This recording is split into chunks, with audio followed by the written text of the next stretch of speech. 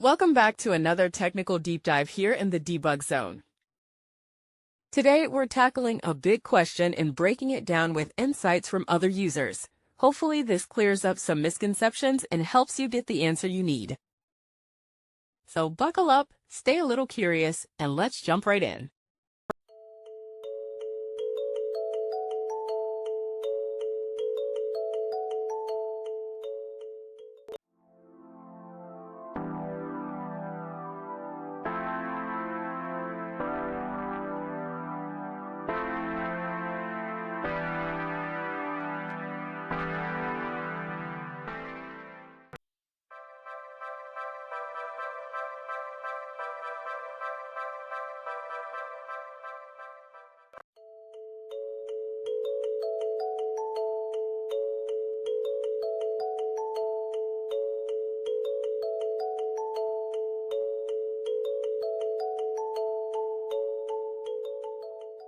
And that's a wrap.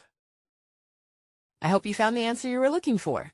If you did, take a second to hit that subscribe button. It really helps out.